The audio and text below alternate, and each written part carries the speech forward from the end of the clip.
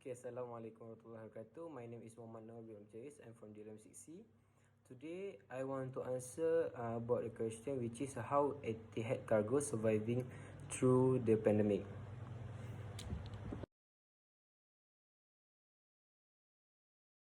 Okay, the first question is describe the network carry and how integrated cargo network operate. Network carry is a network of scheduled air services to and from their airport that are in the county of registration. Passengers and cargo can be carried between any 2 points of their network using single or multiple flight. Alliance partners may fly one or more leg of a multi-sector trip and may sell sector that they do not operate using the code of their partners' airlines.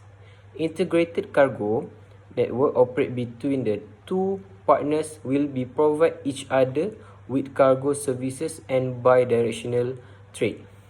The passengers will choose the network airlines based on the factor like standard of service and frequent flyers award, and often trade of convenience. These factors are put into consideration in order to obtain an attractive fare and lower price. Question number 2. Explain the idea low-cost carrier are able to provide more services to freight forwarder. Okay, low-cost carrier is an airline that is operate while focusing on minimizing operating costs and without some of the traditional services in the fare, resulting in lower fare and fewer comforts.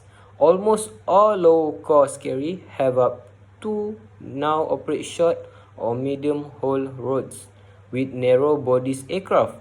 These aircraft have very limited lower deck cargo capacity on their usually full passengers loads, and their check bag have been considered.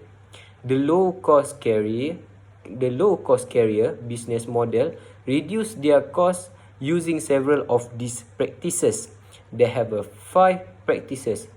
First, operate just a single aircraft type, which result to a standardized fleet of lower training and maintenance costs.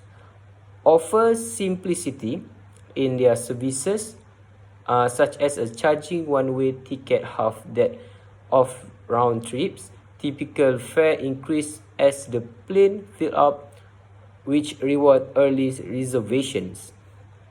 The third one, develop one or more base to maximize destination coverage and defend their market. Number 4, generate non-flight revenue. For example, charge a fee for a pillow or blanket, baggage handling and seat selection. And the last one is limit personal costs where employees work multiple roles. Okay, question number 3 is from understanding, describe any Etihad cargo product that has managed to encourage more shipper to use air freight in their logistic processes. Okay, Etihad Cargo offer a bespoke charter service with a dedicated team to manage multiple connections at a competitive price. This service is available to all Etihad destination as well as other offline destination is required. Etihad Cargo also provide other air cargo product. For example, is Parmalife, Fresh Forward, Sky Stables, and the last one is Life Animals. Okay, so I will explain about the Pharma Life.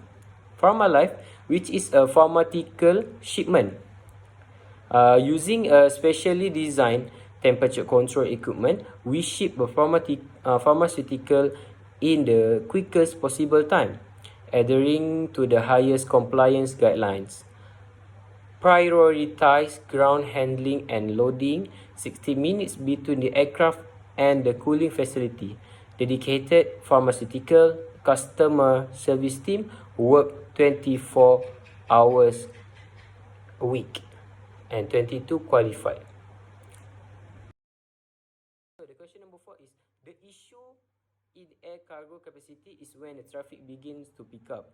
Freight rates can move up again quite rapidly as shortage of capacity appears on same roads. Give your opinion in the recovery process of gaining back air freight demand. Okay, on my opinion, the recovery may vary in different part of the world, but eventually, most of the more efficient freighters will be back in service at the point grounded aircraft are brought back into service. Once the recovery is underway for 12 months or more, the freighters conversion market also recovers depending on aircraft availability and price. This could give a substantial boost to capacity after a delay to allow for the conversion work to be complete. This illustrates the complete air cargo capacity circle, which tend to focus upward and downward movement in yield. Within this trend, the large air cargo carriers may have some longer terms contract with forwarders, but this will only give a small measure of stability, and the forwarders often have a market power to regulate terms.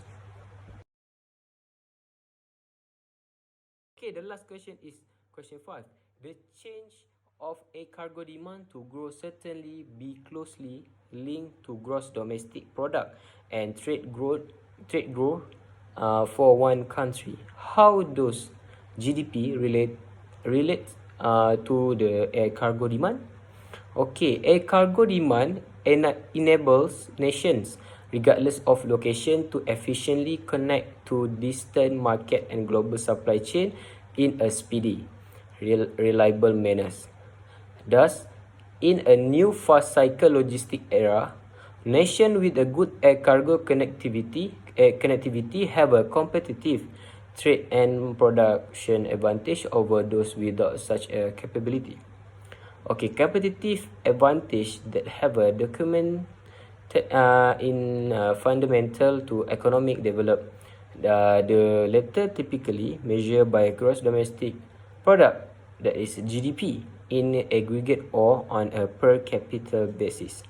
There is a established statistical relationship in turn between level of air cargo volume and both GDP and GDP per capita. Zero order correlation for 95 nations reveal that by knowing air cargo volume, one can predict the GDP and GDP per capita with over 90% accuracy, and vice versa given mutual causality. Lastly, even though highly interdependent, air cargo tend to lead trade and GDP growth in the unit state. For example, between 1992 until 2002, GDP expanded 38%, in trade value by 57%, and air cargo value by 83%.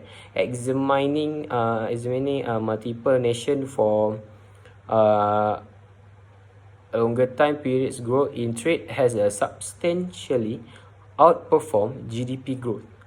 Likewise, air cargo growth has substantially outperformed. That's all for me. I answer for all questions. Thank you. Assalamualaikum.